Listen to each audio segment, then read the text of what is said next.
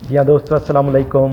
नई वीडियो में खुश आमदीद। मुझे अतर मीर कहते हैं। अगर आपने मेरा चैनल सब्सक्राइब नहीं किया तो please subscribe my channel for more videos. Bell icon को दबाना मत भूलिएगा, उससे आपको वीडियो के अलर्ट्स मिलते रहेंगे।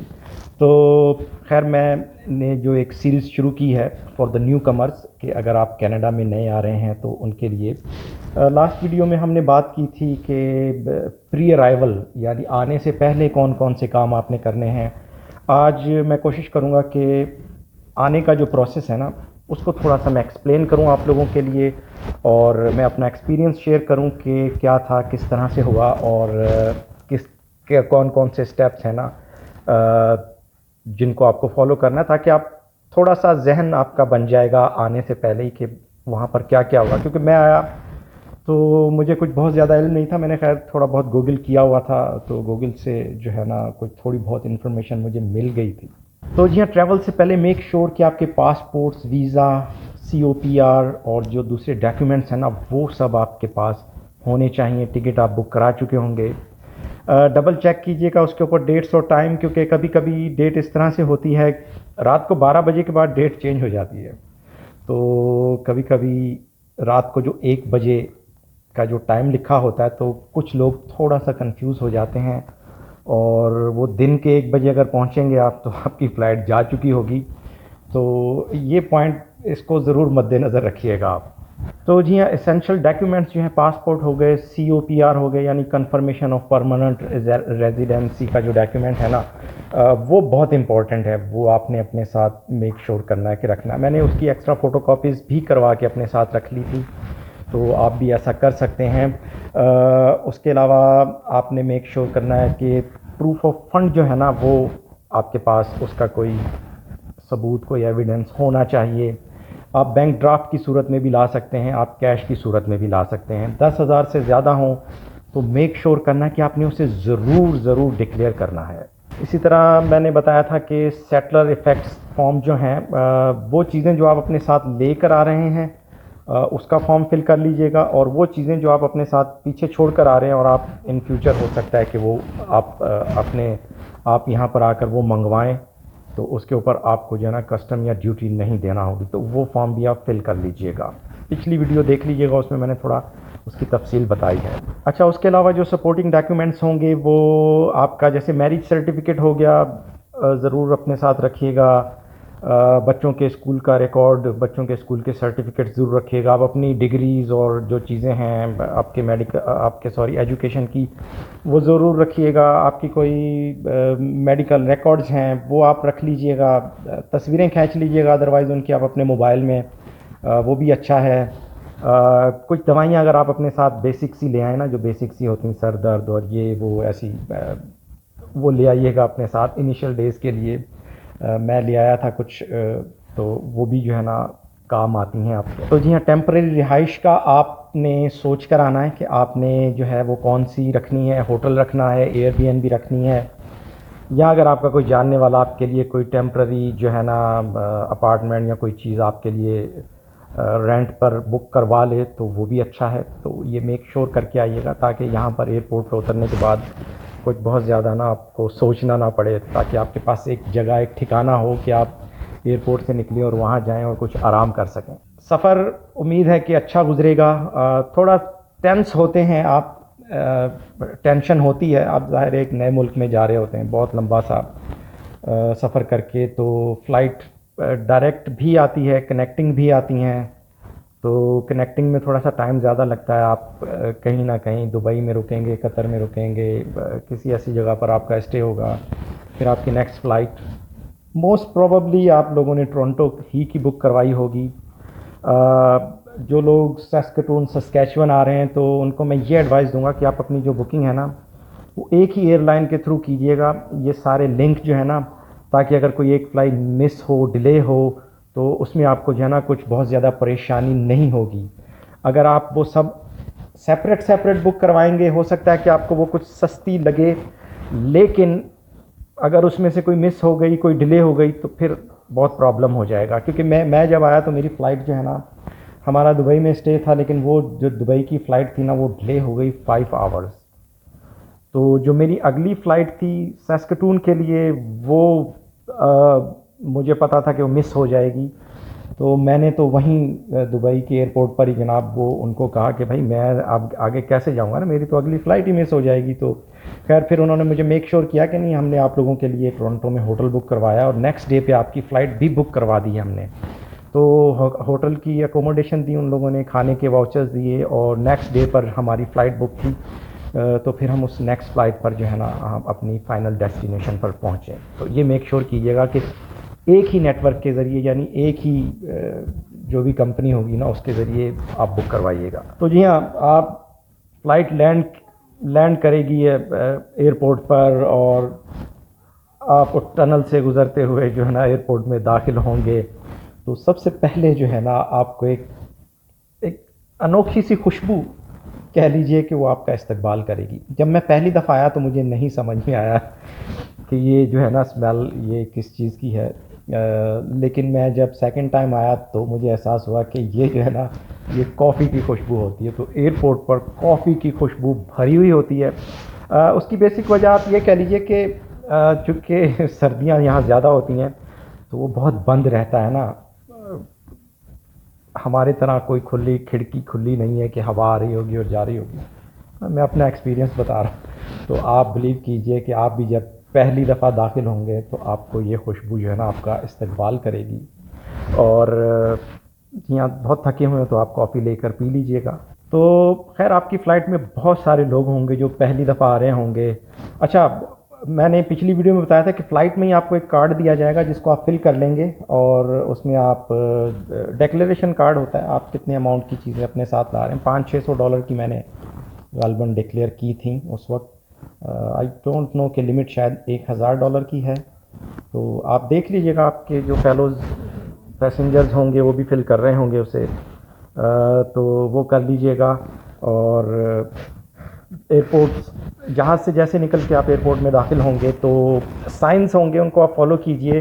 और जो जो इमिग्रेशन के साइंस होंगे आप उनको फॉलो करते जाएंगे। आप देखेंगे कि वहाँ बहुत लंबी सी कतारें लगी होंगी, तो आपने भी उस कतार में जो है ना जाके खड़े हो जाना है। और COPR पासपोर्ट वगैरह आप अपने हैंड कैरी में रख लीजिएगा, बैक पैक में रख लीजिएगा। जी हाँ, मैंने तो जो है ना वो बैक पैक में रखी थी, तो वो थोड़ा सा आसान हो जाता है उसमें से डॉक्यूमेंट्स निकालना।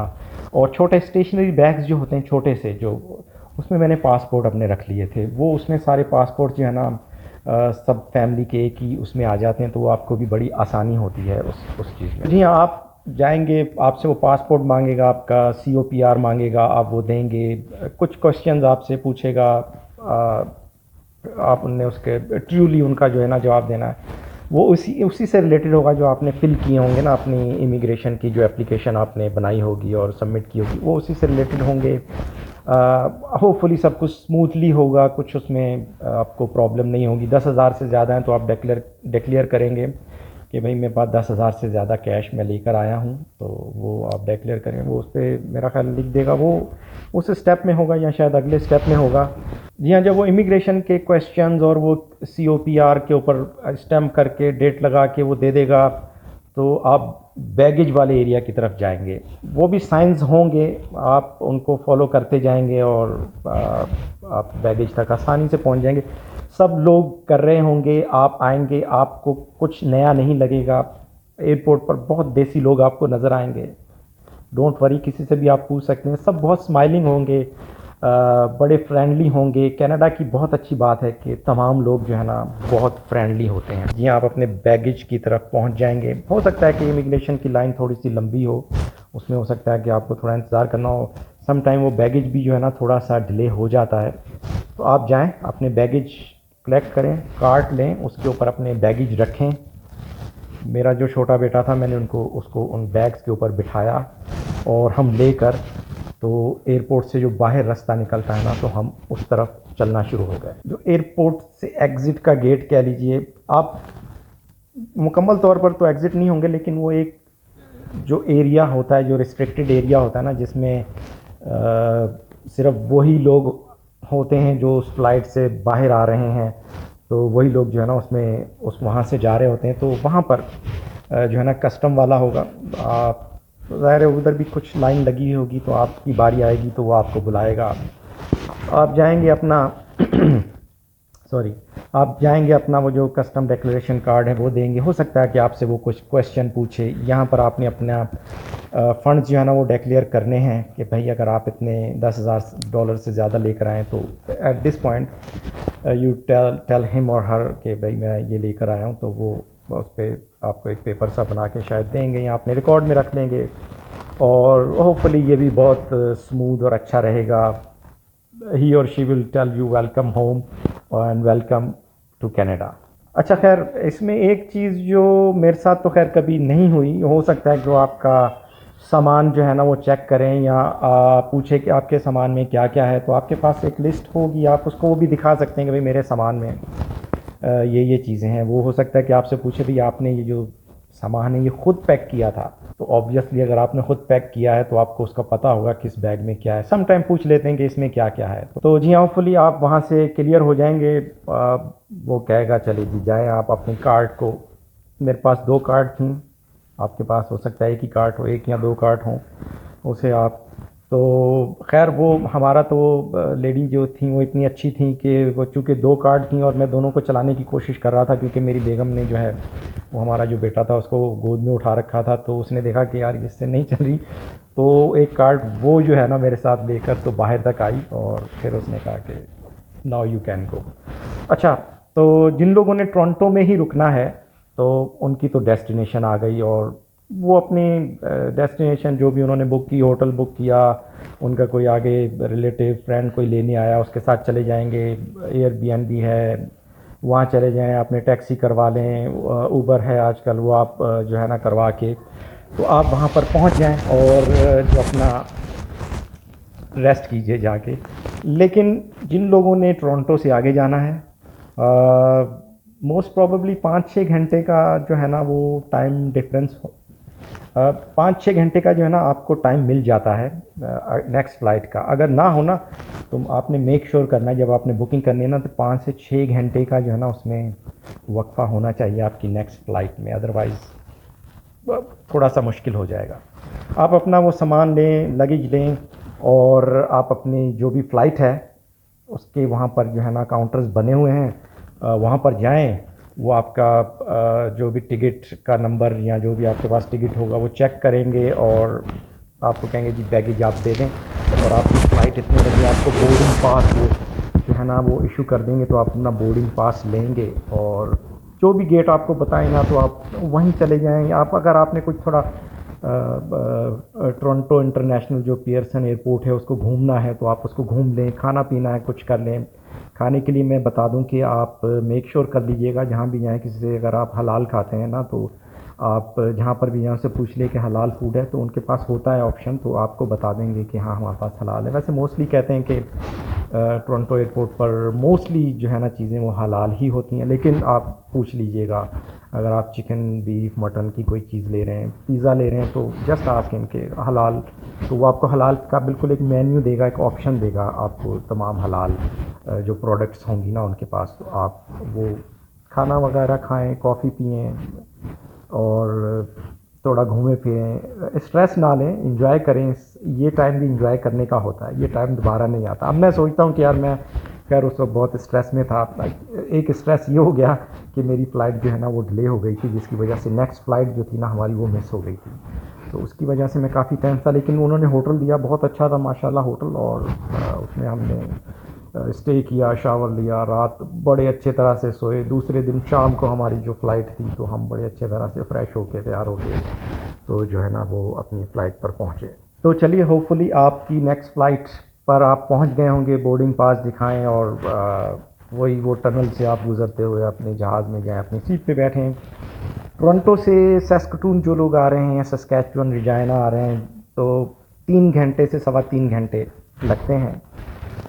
समर में टाइम का डिफरेंस ये देख लीजिए कि मैं इस वक्त सस्कटून में हूँ, तो टोरंटो जो है ना वो 2 आवर्स अहेड है। अगर यहाँ पर 5 बज रहे हैं तो टोरंटो में 7 बज रहे होंगे, टोरंटो में 7 बज रहे हैं तो मेरे पास 5 बज रहे होंगे, तो वो आप टाइम को देख लीजिएगा। और इसका एक मैं बहुत अच्छा फार्मूला बताऊँ, जब भी आप बाय ट्रैवल कर रहे हो या बहुत ज़्यादा टाइम जोन्स जो आपने क्रॉस करके कहीं पे पहुंचना है, तो जब आप जहाज़ में बैठ जाएं तो आप अपनी जो घड़ी है ना या अपने मोबाइल है उसका टाइम, जो डेस्टिनेशन है ना, वो सेट कर दें आप उस वक्त बैठते जहाज़ में, ताकि आपको अंदाज़ा हो इस वक्त वहाँ अगर रात हो रही है, अगर वहाँ रात हो रही है तो आप जहाज़ में बैठते ही कोशिश करें कि आप थोड़ी नींद कर लें, ताकि आपकी जो बॉडी क्लॉक है ना वो थोड़ा एडजस्ट हो जाए, वरना फिर वो जेट लैग की एक बहुत सिचुएशन क्रिएट हो जाती है। मेरे साथ तो खैर हो जाती है, मैं कुछ भी कर लूँ तो वो फिर दो हफ्ते तो लग जाते हैं उसमें सेट होने में।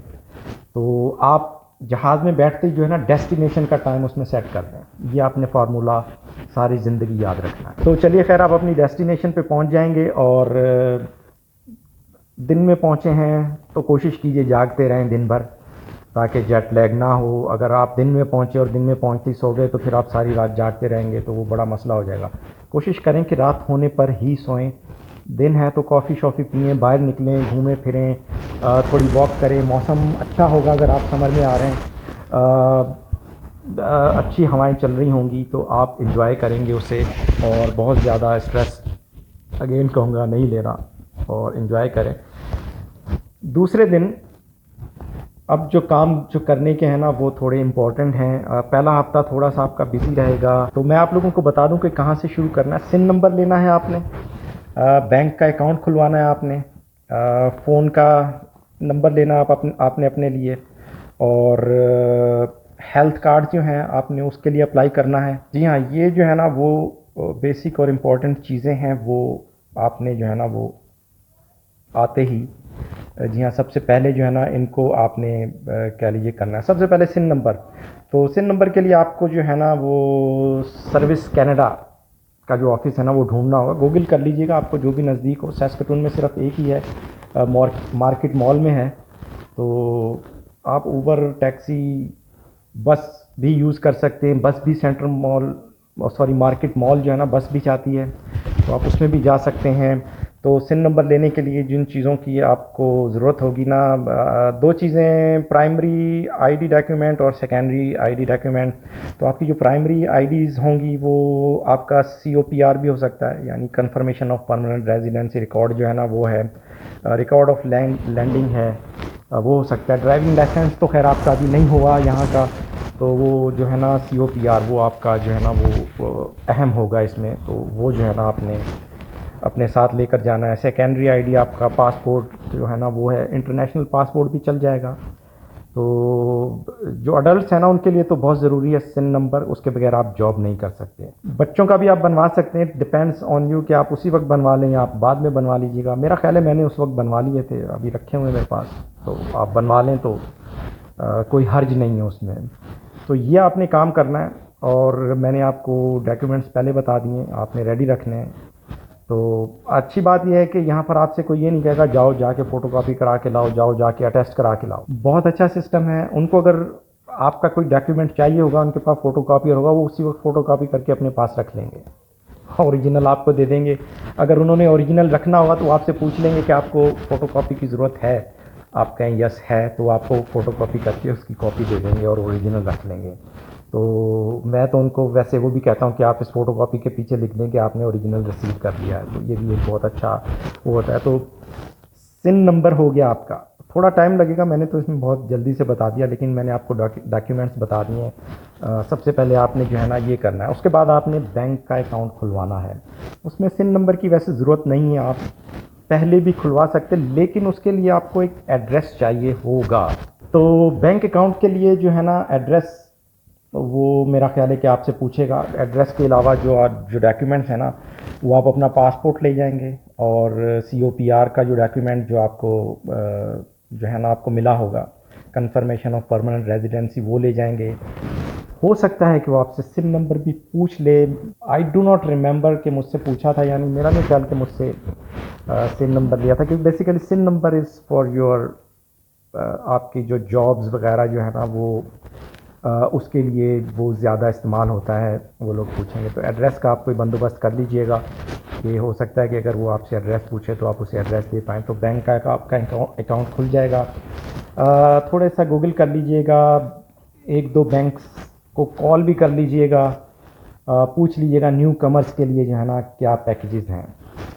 बैंकिंग थोड़ी सी डिफरेंट है हमारे मुल्कों से। यहाँ पर कोई भी बैंक का अकाउंट जो है ना, वो ईयरली फ़ीस के बगैर नहीं होगा। $4 से $5 पर मंथ फ़ीस जो है ना, वो बैंक आपसे चार्ज करेगा। कुछ बैंक्स ऑफ़र करते हैं न्यू कमर्स को कि भाई हम 1 साल तक जो है ना आपसे जो मंथली फ़ी है ना वो नहीं लेंगे। कुछ ऑफ़र करते हैं आप इतना अमाउंट उसमें मेंटेन रखें तो हम आपसे फ़ी चार्ज नहीं करेंगे। तो ये थोड़ा सा डिफरेंट है और आपको ख़ुद जो है ना इसका डिसीजन लेना होगा। गूगल भी कर लीजिएगा, आरबीसी है, टीडी है, सीआईबीसी है और दूसरे और भी बैंक्स हैं, आप उनको कॉल कर लें, उनकी वेबसाइट्स देख लें। अच्छा, उसके बाद आपने ना फ़ोन का प्लान लेना, या आप बैंक से पहले भी फ़ोन का प्लान ले सकते हैं। फ़ोन के जो प्लान्स हैं जो आप सिम लेंगे वो हमारे मुल्कों से बहुत डिफरेंट है। हाँ, यहाँ पर वो नहीं है कि आपने सिम ले ली, उसमें आपने बैलेंस लोड करवा दिया, अब वो 6 महीने चलता रहेगा। ऐसा नहीं है। यहाँ पर जो कॉल आपको आएगी ना, उसके भी पैसे लगते हैं। आप कॉल आने के भी पैसे लगते हैं, कॉल जाने के भी पैसे लगते हैं, मिनट्स के हिसाब से। एसएमएस करने के भी पैसे लगते हैं, एसएमएस रिसीव करने के भी पैसे लगते हैं। तो मुख्तलिफ पैकेजेस होते हैं। मोस्टली आप नए होंगे तो मैं आपको कहूँगा कि आप अनलिमिटेड वाले प्लान की तरफ जाएं। तो उसमें ये झंझट नहीं होता कि आपको सुनने के कितने मिनट्स हैं और कॉल करने के कितने मिनट्स हैं। तो अगर तो आप लॉन्ग टर्म में रह रहे हैं तो आप कोशिश करें कि बड़े बड़े जो मॉल्स हैं, सुपर स्टोर, वॉलमार्ट, और वहाँ पर भी मोबाइल्स की शॉप हैं, आप वहाँ जाएं। और 2 ईयर के प्लान्स भी हैं, आप 2 साल के लिए आप किसी भी कंपनी के साथ बाउंड हो जाएं। वो आपको मोबाइल भी देते हैं और पैकेज भी अच्छा दे देते हैं, उसमें आपका इंटरनेट का पैकेज भी अच्छा मिल जाता है। अगेन मैं कहूँगा कि आप उसको थोड़ा सा रिसर्च करने आने से पहले भी आप कर सकते हैं, वहाँ से बैठ के बेल, टेलस, रॉजर, मेन जो कंपनीज़ हैं वो ये हैं। उनकी बेबी कंपनीज़ भी हैं, वो भी आप देख सकते हैं। प्रीपेड भी हैं, पोस्ट पेड भी हैं। पोस्ट पेड ही लिया था मैंने। उसमें क्या होता है कि अनलिमिटेड होती हैं सब चीज़ें, तो वो आपको टेंशन नहीं होती। $45 पर मंथ कम अज़ कम मिनिमम आपका जो है ना एक सिम का ख़र्चा होगा। शुरू में चूँकि कॉल ज़्यादा करनी होती हैं, आपको इंटरव्यू के लिए कॉल आ गई, उन्होंने आधा घंटा 1 घंटा अगर आपसे बात कर ली तो वो जो है ना, अगर आपके पास अनलिमिटेड नहीं होगा तो थोड़ा सा उसमें भी प्रॉब्लम हो जाएगा। या आपने किसी ऐसी जगह पे कॉल मिला ली है कि वो होल्ड पे हैं, आप वेटिंग टाइम बहुत है कि आपसे पहले 20 कॉल्स हैं, आप 20वें नंबर पे हैं, आप आहिस्ता आहिस्ता करके पहले नंबर पे जाएंगे और फिर आपकी बारी आएगी, फिर आपकी जो है ना उनसे बात होगी। तो उसको भी मद्देनज़र रखते हुए तो अनलिमिटेड ही लिया था मैंने। तो मेरा ख्याल है पहला दिन आपका बड़ा गहमा गहमी में गुजरेगा। ये 3 काम आप पहले दिन अगर कर पाएँ तो बहुत अच्छी बात है।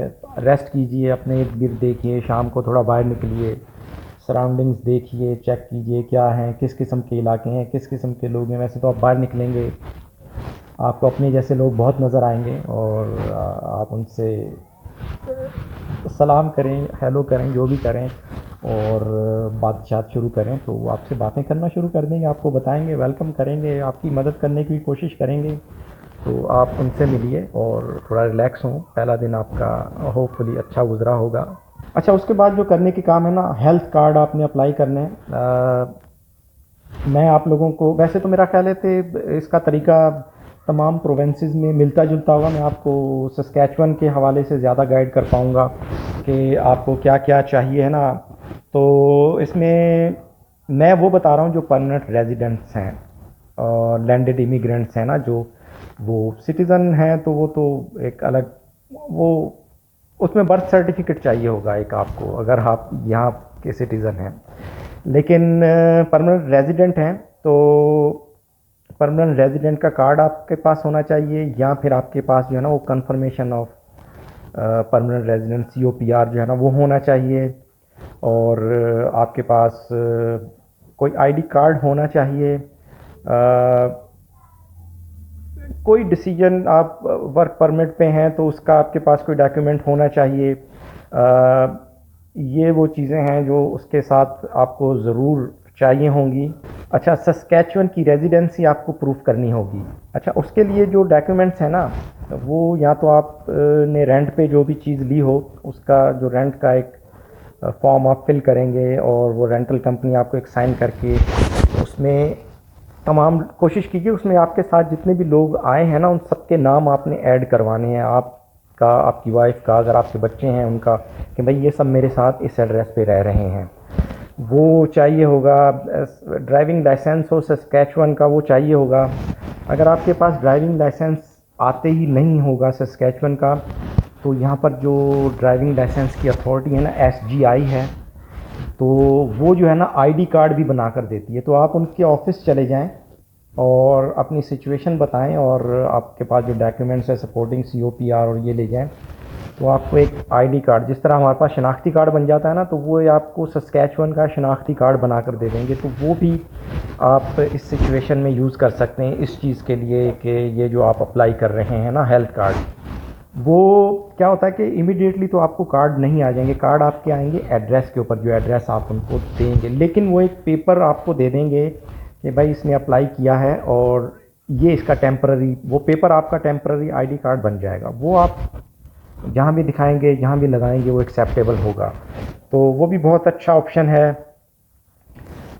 Income tax assessment, property tax, ये तो खैर आपके ऊपर अभी लागू नहीं होंगे क्योंकि अभी आप बिल्कुल नए आए हैं। तो ये जो 2-3 चीज़ें मैंने आपको बताई हैं, ये जो है ना इनकी ये उसके साथ लगेंगे, तो ये आप लगा दीजिएगा। और लेकिन ये आपने पहली फुर्सत में ना अपने हेल्थ कार्ड्स अप्लाई करने हैं।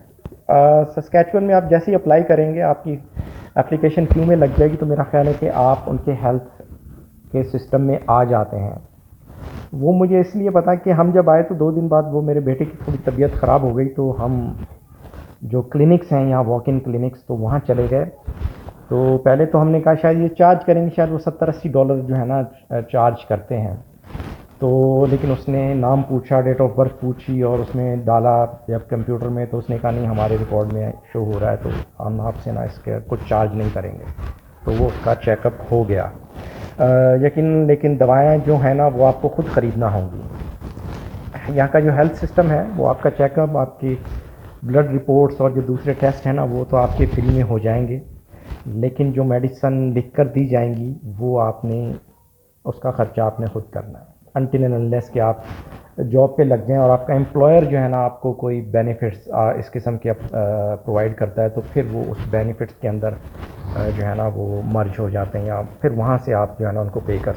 तो चलिए, वीडियो तो खैर ये काफ़ी तवील होती जा रही है, लेकिन मैं कोशिश कर रहा हूँ कि इस वीडियो में सब चीज़ें जो है ना इनको कंक्लूड कर दूँ, ताकि हम नेक्स्ट जो है ना कुछ जॉब हंट की तरफ हम जाएं। तो अच्छा, स्टूडेंट्स जो लैंड कर रहे हैं तो थोड़ा सा सिमिलर ही प्रोसेस होगा, बहुत थोड़ा सा डिफरेंट होगा, लेकिन ये सब चीज़ें आपसे भी करनी है। गालबन स्टूडेंट्स जो हैं उन्होंने अपनी जो हेल्थ इंश्योरेंस है ना वो ख़रीदना होती हैं, तो वो आप देख लीजिएगा गूगल करके कि आप किस तरह से ख़रीद सकते हैं और क्या क्या चीज़ें जो है ना उसमें आपको चाहिए होंगी। अच्छा, वो लोग जो बच्चों के साथ आ रहे हैं और परमानेंट रेजिडेंट हैं, तो उनको एक फ़ायदा ये होता है कि because this is a welfare state, Canada जो है, तो वो आपको बच्चों के पैसे देती है। ग़ालिबन 18 साल की उम्र तक जो है ना आपको बच्चों के पैसे आते रहते हैं। इट डिपेंड्स कि वो कितना अमाउंट आता है, ये डिपेंड करता है बच्चे की एज पर और आपकी इनकम पर। अब क्योंकि आप शुरू में तो आपकी इनकम नहीं होगी तो आपको वो फुल अमाउंट ही देंगे, बट वो अकॉर्डिंग टू एज होता है। शायद 4 साल की उम्र तक या 5 साल की उम्र तक जो है ना वो मैक्सिमम है 400 या 500 कुछ डॉलर हैं पर चाइल्ड, और जैसे जैसे 5 साल के बाद शायद वो कम हो के $400 पर चाइल्ड हो जाता है। मुझे एग्जैक्ट याद नहीं है, लेकिन आप उनकी वेबसाइट पर जाकर देख सकते हैं। तो आपने जो है ना वो भी अप्लाई करना है। तो उसमें अगर कुछ डिले भी हो जाएगा ना तो वो आपको पैसे उस डेट से मिलेंगे जिस डेट पर आपने कनाडा में लैंड किया है। तो ये बहुत अच्छी बात है कि वो जो है ना वो अमाउंट आपको उस डेट से मिलना शुरू हो जाएगा जिस डेट पर आपने कनाडा में लैंड किया। बेशक आप 1 महीने बाद अप्लाई करें, 2 महीने बाद अप्लाई करें, लेकिन वो उस डेट से ही मिलेंगे। और 2 महीने हो गए तो 2 महीने के इकट्ठे आएंगे, लेकिन कोशिश करें कि पहली फुर्सत में कर लें। लेकिन उसके लिए ज़रूरी है कि आपके पास बैंक अकाउंट होना चाहिए। कोशिश करें जब आप बैंक अकाउंट खुलाएं तो उसमें आपकी जो बेगम है ना उसको भी इंक्लूड करें उसी बैंक अकाउंट में, तो फिर जो है ना वो बच्चों के पैसे एक सेम अकाउंट में आना शुरू हो जाएंगे, आपके काम आएंगे वो। और या बैंक अकाउंट अगर आप दे देंगे तो वो डायरेक्ट डिपॉजिट होंगे आपके बैंक के अकाउंट में, अदरवाइज़ उसका आपको चेक आया करेगा। वो फिर चेक जो मेल में आता है तो उसमें थोड़ा टाइम लग जाता है। अदरवाइज़ एवरी मंथ 20 तारीख को जो है ना आपको बच्चों के पैसे, आप सुबह उठ के बैंक का अकाउंट चेक करेंगे तो बच्चों के पैसे आपके अकाउंट में डिपॉजिट हो चुके होंगे। तो वो बैंक का अकाउंट इसलिए जो है ना वो ज़रूर वो कर लीजिएगा। और जब आप अकाउंट खोलें तो आप अपने बैंक वाले को कहिएगा कि हमें जो है ना वो यहाँ पर उसको कहते हैं वॉइड चेक, वो ले लीजिएगा। बहुत सी जगहों पर वो काम आता है डायरेक्ट डिपॉजिट के लिए, तो वो आपके काम आता रहेगा। अब शुरू में तो हो सकता है कि आप कहाँ से प्रिंट करवाते फिरें, तो उसको कहें कि आपको वो जो है ना प्रिंट करके वॉइड चेक भी दे दे। कैनेडियन चाइल्ड बेनिफिट जो है ना वो अप्लाई करने के लिए आपको COPR चाहिए होगा आपका, आपके बच्चे का, और जो आपकी वाइफ है उनका मैरिज सर्टिफिकेट चाहिए होगा कि दोनों का नाम हो। बच्चे का बर्थ सर्टिफिकेट चाहिए होगा जिसपे बेगम का नाम हो, आपका नाम हो, और बच्चे का तो नाम ऑब्वियसली होगा। वो डॉक्यूमेंट्स जो आप कि इंग्लिश में नहीं है ना तो आपने वहाँ से ट्रांसलेट करवा कर लाना है। वो वहाँ से नोटरी पब्लिक से आपने उसकी ट्रू ट्रांसलेशन बनवा के उसके ऊपर ठप्पा लगा के साइन करवा के लाने। तो पाकिस्तान में तो खैर नादरा आपको ऑफ़र करता है शायद इंग्लिश में भी, और मेरा ख्याल है कि अब शायद दोनों उर्दू और इंग्लिश में लिखे जाते हैं, तो बड़ा बेनिफिट हो जाता है कि आपको यहाँ पर आकर उसकी ट्रांसलेशन नहीं करवाना होगी। जी हाँ, बर्थ सर्टिफिकेट बच्चे का, मैरिज सर्टिफिकेट, COPR ये आपको चाहिए होंगे, और एड्रेस चाहिए होगा, बैंक का जो है ना अकाउंट चाहिए होगा, और शायद वो वॉइड चेक चाहिए होगा डायरेक्ट डिपॉजिट के लिए। तो वो आपका जो है ना बच्चों का जो है ना चाइल्ड बेनिफिट वो जो है ना आपका अप्लाई हो जाएगा। तो पहली फुर्सत में आप, मेरा ख्याल है दूसरे तीसरे दिन you will be able to apply that. अगर आप ने पहले से प्लान किया हुआ है ना उन चीज़ों को तो वो हो जाएगा। अच्छा, जो लोग बच्चों के साथ आ रहे हैं तो स्कूल का एडमिशन जो है ना वो किस तरह से करवाना है, तो जी हाँ, आप अपना जो बच्चे का प्रीवियस स्कूल जो अटेंड कर रहा है ना वहाँ से उसका स्कूल का रिकॉर्ड और उसकी इम्यूनाइजेशन का रिकॉर्ड आपने अपने साथ लेकर आना है। इंग्लिश में नहीं है तो उसको ट्रांसलेट करवा कर लेकर आना है। और यहाँ पर आकर आपने क्या करना है कि न्यू कमर स्टूडेंट सेंटर है, यहाँ का जो भी स्कूल, जिस प्रोविंस का भी स्कूल सिस्टम होगा, सैस्कटून का सैस्कटून स्कूल बोर्ड है। आप डाउनटाउन में उनका ऑफिस है, और वो न्यू कमर सेंटर भी डाउनटाउन में है। तो आप अपने बच्चे को और उसके साथ जो उसके डॉक्यूमेंट्स हैं, आपके COPR और ये जो चीज़ें हैं ना, वो आपका इमिग्रेशन का स्टेटस चेक करके तो फिर जो है ना वो आपका एडमिशन कंफर्म करेंगे। बेसिकली होता क्या है कि वो आपका इमिग्रेशन का जो रिकॉर्ड चेक करेंगे, वो COPR, पासपोर्ट और ये चीज़ें चेक करेंगे, वो आप उन्हें देंगे, वो फ़ोटोकॉपी करके अपने पास रख लेंगे और बच्चे को रजिस्टर कर लेंगे अपने पास। उनके पास भी एक सेंटर बना होता है, अगर स्कूल में जगह नहीं होती ना तो कुछ दिन बच्चों को वहाँ बुलाते रहते हैं और वहाँ पर उनको पढ़ाते हैं। उसके बाद क्या होगा कि वो लोग स्कूल को आपका डेटा फॉरवर्ड कर देंगे। फिर आपने जो भी स्कूल चूज़ करना हो तो आप अपने स्कूल जाएंगे और वहाँ पर अपने बच्चे का जो है ना एडमिशन कंफर्म करवाएंगे कि भाई हमारा बच्चा इस स्कूल में पढ़ने के लिए आएगा। स्कूल ईयर जो है ना यहाँ पर वो सितंबर से शुरू होता है और जून में एंड होता है। जुलाई और अगस्त यहाँ पर समर वेकेशन होती है। तो सितंबर से स्कूल स्टार्ट होता है और जून तक स्कूल चलता है। बाकी जो 2 महीने बच गए उसमें समर वेकेशन मनाते हैं। तो चलिए, जो लोग जुलाई में आ रहे हैं तो वो आएँ और एंजॉय करें समर को यहाँ पर। बच्चों के साथ आ रहे हैं तो उनकी रजिस्ट्रेशन करवाएं आके, और ये जो चीज़ें मैंने बताई ना इन्हें आप आकर करें। अगर कोई क्वेश्चन हो, कोई चीज़ कंफ्यूज हो तो बिल्कुल आप नीचे कमेंट्स कर सकते हैं। मैं कोशिश करूँगा कि उसका जवाब दूँ। छोटा होगा तो मैं वहाँ कमेंट्स में जवाब दे दूँगा, कुछ तवील होगा तो फिर मुझे उसे वीडियो में डिस्कस करना होगा। बहुत शुक्रिया आप लोगों को वीडियो को यहाँ तक देखने का। मिलते हैं किसी अगली वीडियो में, तब तक के लिए अल्लाह हाफ़िज़।